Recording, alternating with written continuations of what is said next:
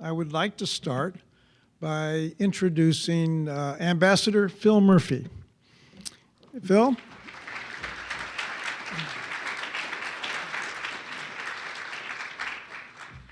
Thank you, Gordon. Good afternoon, everyone.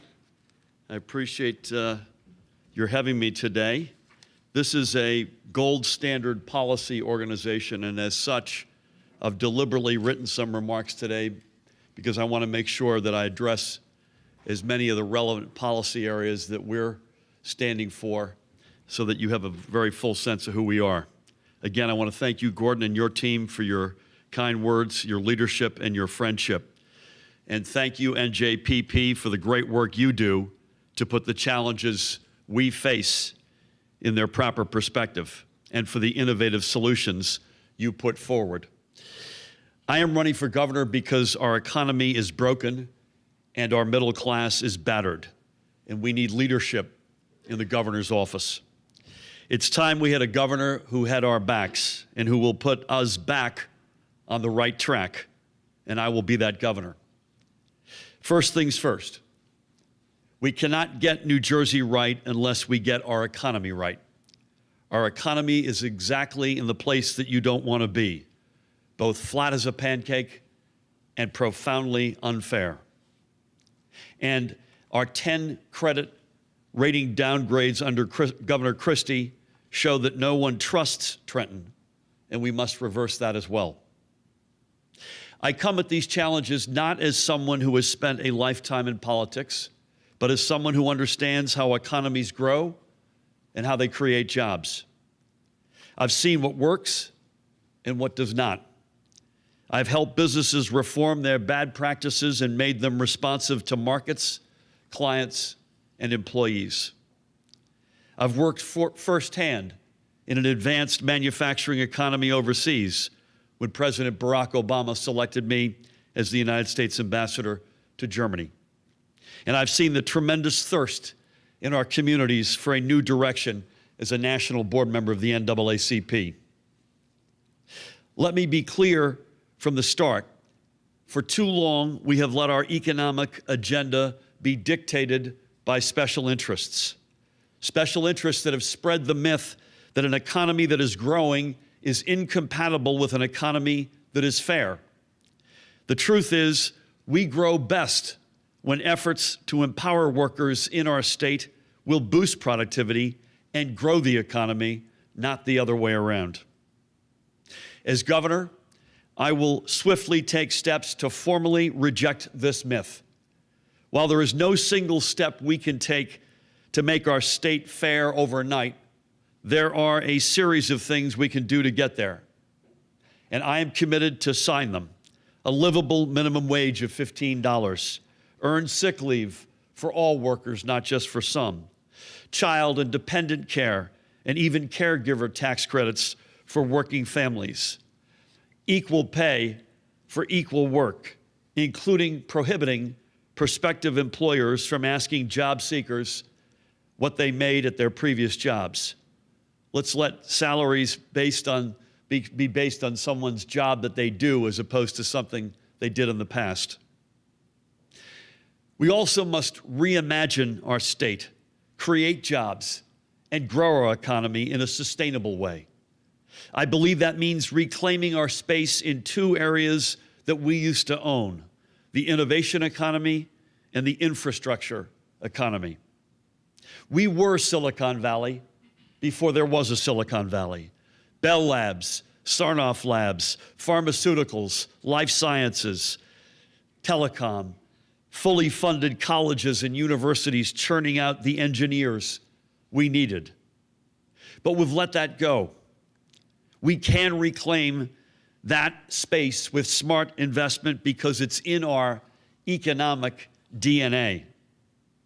New industries will want to come to New Jersey because we will make our cities the centers for reigniting the innovation economy.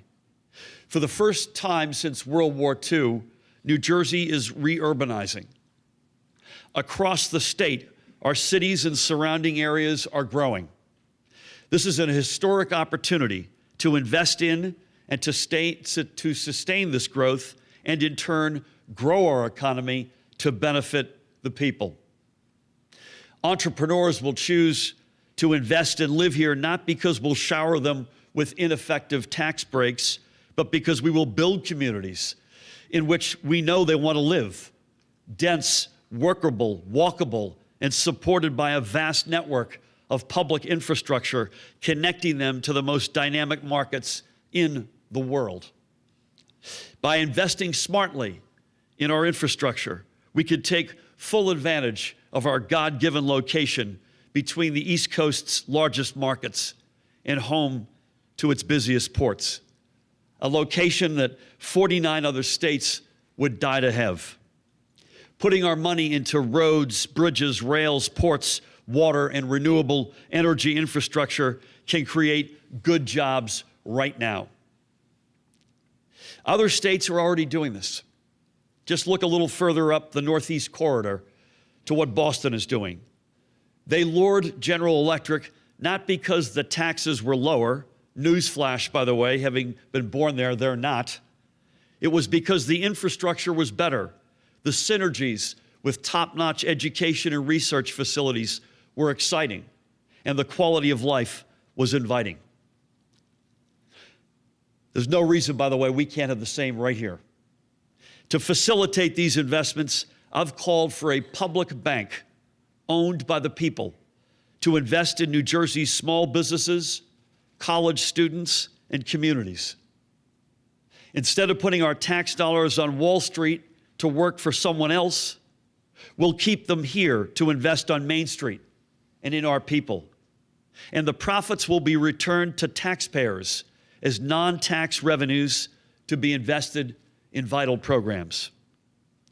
New Jersey can do all this and more, but we need leadership, vision, and a work plan that looks to the future. We must also stop kicking the can down the road. We must meet our obligations as a state honestly and transparently, ending Chris Christie's tax breaks for the corporate special interests and restoring balance to our tax code by ensuring that millionaires and billionaires pay their fair share. Kicking the hedge fund managers who have taken billions of our dollars in exchange for poor returns out from running our public pensions and reinvesting that money back into the system. Fully funding our public schools because every student deserves an equal chance at a bright future. And we must rethink outdated policies that no longer reflect present realities. That's why I have proposed the legalization of marijuana. I came to this because it is an important step in social justice and criminal justice reform. We waste too much putting people, predominantly young people of color, behind bars for minor, nonviolent drug offenses. But as NJPP has pointed out, legalization and taxation of marijuana would also generate important new revenues for our state. Finally, and importantly, I will end the bullying and vilifying of our teachers, police, firefighters, union workers, and the good people who lace up their shoes every single day for the residents of this state. To change Trenton, let's start by changing the tone in Trenton. Our public employees contribute to the ecosystem that makes our state among the best places in the country to live and work. They are a vital part of our economic future, plain and simple. Again, I thank NJPP for all you do to lift the level of dialogue. We need real conversations, not platitudes and bumper stickers. And that is one conversation I look forward to continuing. Thank you very much.